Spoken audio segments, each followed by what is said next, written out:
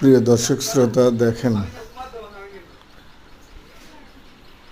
হাফেজ মাওলানা মোহাম্মদ আব্দুস সামাদ হুজুর তাহফিজুল উলুম নুরানি কিন্ডার garden and মাদ্রাসা। এই মাদ্রাসার হুজুর ছোট ছোট বাচ্চাদের এই গরমে, অতিরিক্ত গরম পড়ায় আইসক্রিম কিনে খাওয়াচ্ছেন। অসংখ্য ধন্যবাদ হুজুরকে।